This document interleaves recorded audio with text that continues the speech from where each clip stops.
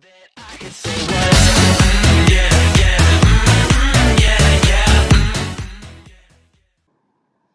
Children, आज हम लोग सीबीएसई ई जोन में करने जा रहे हैं change and development in rural society.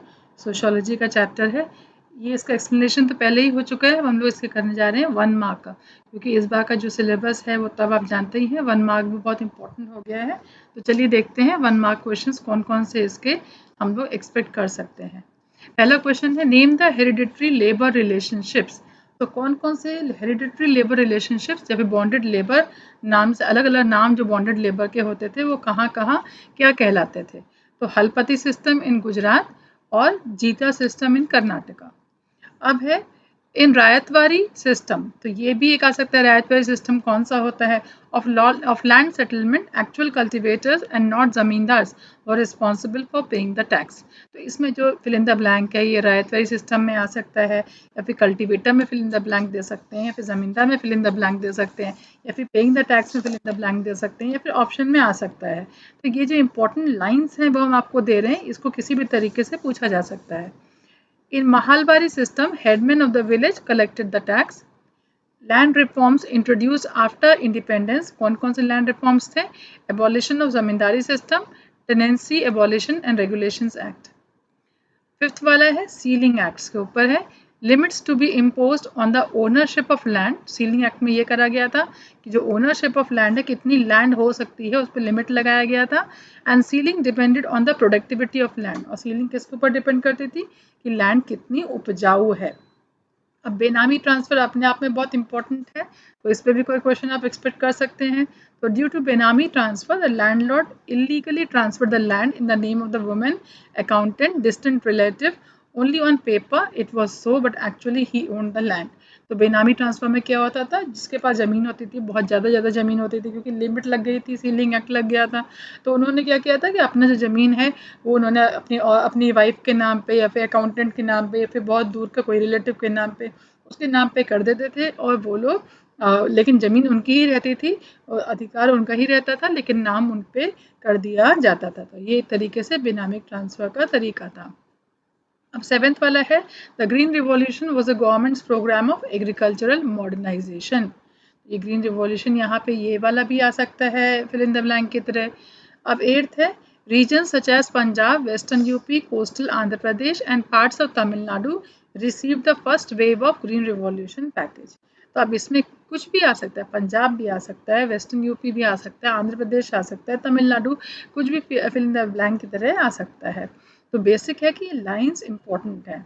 When agriculturists produce primarily for themselves and are unable to produce for the market, it is known as subsistence agriculture. तो जब एग्रीकल्चरिस्ट, जबकि जो उगाने वाले हैं, जो किसान हैं, वो इसलिए उगाएं कि वो बस अपनी ही आवश्यकता को पूरी कर सकते हैं और बेच कर उससे पैसा नहीं कमा सकते हैं, तब उसको हम बोलते हैं सबसिस्टेंस एग्रीकल्चर। 10th है, the ultimate outcome of the green revolution was a process of differentiation in which the rich grew richer and many of the poor stagnated or grew poorer. तो ग्रीन रिवॉल्यूशन का क्या outcome हुआ कि differentiation create हो गया। कैसा differentiation कि जो पुअर था वो और पुअर हो गया और जो रिच था वो और रिच हो गया। The term agrarian structure is often used to refer to the structure or distribution of land holding. तो ये आ सकता है, या फिर एग्रेरियन स्ट्रक्चर भी फिर इन द ब्लैंक की तरह आ सकता है। और 12th है, large land owners owning a large amount of land were earlier known as zamindars. तो अब हम लोग नेक्स्ट स्लाइड देखते हैं। 13th है, tenants are cultivators who lease their land from landowners. 14th है, major land owning caste who were also numerically very important were termed by the sociologist M.N. Srinivas as dominant caste. तो इधर land owning caste, dominant caste और M.N. Srinivas, ये तीनों ही important हैं। अब 15th है, examples of dominant land owning groups are the Jats and Rajputs of UP, the Vokalligas and Lingayats in Karnataka, Kammas and Reddys in Andhra Pradesh and Jat and Sikhs in Punjab. तो इसमें कहीं पे भी ये आ सकता है, कोई भी इसमें आप ये फिल इन द ब्लैंक की तरह आ सकता है। A proprietary caste group owns most of the resources and can command labor to work for them. तो ये वाला प्रोप्राइटरी कास्ट कौन होता है? जिसके कब्जे में, जिसके अंदर ज़्यादातर रिसोर्सेज होते हैं और उसके कहने पे लेबर्स भी काम करने लग जाते हैं। एज बेगार और फ्री लेबर, तो बेगार भी आ सकता है, फ्री लेबर आ सकता है। Practice members of low rank caste groups had to provide free labor for a fixed number of days per year to the village जमींदार और लैंडलॉर्ड। तो जो बेगार और फ्री लेबर प्रैक्टिस थी उसमें जो लो कास्ट के लोग थे उन लोगों को फ्री काम करना पड़ता था कुछ दिन के लिए साल में अपने जो जमींदार हैं उनके लिए। अब है 18, first phase of green revolution was introduced only in areas with assured irrigation। ये first phase of green revolution ये भी आ सकता है, ये भी इम्पोर्टेंट है फिल इन द ब्लैंक में। Second phase was introduce in the dry and semi arid regions of India. और 20th है, in most of the green revolution areas farmers have switched from a multi-crop system to a monocrop regime। तो multi-crop system भी important है और monocrop regime भी। और 21st, the change in the nature of relationship between landlords and agricultural workers was described by the sociologist Jane Bremen as shift from patronage to exploitation। तो ये जेन Bremen नाम बहुत important है और पेट्रोनेज टू एक्सप्लॉयटेशन ये word भी बहुत important है। और रिलेशनशिप किसके बीच में? लैंडलॉर्ड एंड एग्रीकल्चरल वर्कर्स के बीच में।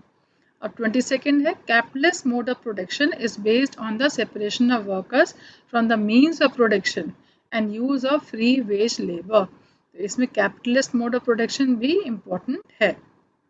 अब नेक्स्ट देखते हैं। अब प्रधानमंत्री फसल बीमा योजना, ग्राम उदय से भारत उदय अभियान एंड नेशनल अर्बन मिशन। तो ये वाला जो है, ये जो कौन कौन सी योजनाएं हैं, स्कीम्स ऑफ गवर्नमेंट, ये भी इम्पोर्टेंट है। और 24th है, a pattern of seasonal migration that emerged due to green revolution were workers circulating between their home villages and more prosperous areas is called as circulation of labor। The sociologist who described the change in the natural relationship between landlords and agricultural workers as a shift from patronage to exploitation was Jan Bremen। तो इस तरीके से जितने भी 26 one markers हैं ये हम सोच सकते थे कि ये वन मार्कर में कवर हो सकते हैं इस चैप्टर से, वो हमने इसमें कर दिए हैं। इसको किसी भी तरीके से ये फिल इन द ब्लैंक्स में, ट्रू एंड फॉल्स में, या फिर टिक द करेक्ट ऑप्शन, इस तरीके से पूछे जा सकते हैं। लेकिन बेसिकली ये कॉन्सेप्ट्स हैं जो आ सकते हैं। तो होपफुली आपको पसंद आया होगा। जो CBSE ई जोन है ये हम एक्सपैंड कर रहे हैं डे बाय डे, और क्योंकि इसको बेसिक मेन एम्फेसिस इसका है कि एक बेस्ट एजुकेशन प्रोवाइड करा जाए, और दूसरे जो चैनल्स हैं उनकी तरह नहीं कि हम एक मतलब एक सिंगल पर्सन द्वारा चलाया गया ये चैनल है, और इसमें एम्फेसिस है कि जो बेस्ट एजुकेशन प्रोवाइड करा जाए। इसलिए शायद ये स्लो मूविंग, धीरे धीरे इसमें सब्जेक्ट्स ऐड हो रहे हैं, लेकिन जितने ऐड हो रहे हैं वो अपने आप में ही एकदम अच्छे हैं और 100% आपको उससे फ़ायदा हो रहा होगा। तो अगर आपको अच्छा लगे तो अपने दोस्तों को, अपने जूनियर्स को ज़रूर आप सजेस्ट करिए, खुद भी सब्सक्राइब करिए, लाइक करिए, कमेंट करिए। Thank you so much, best of luck.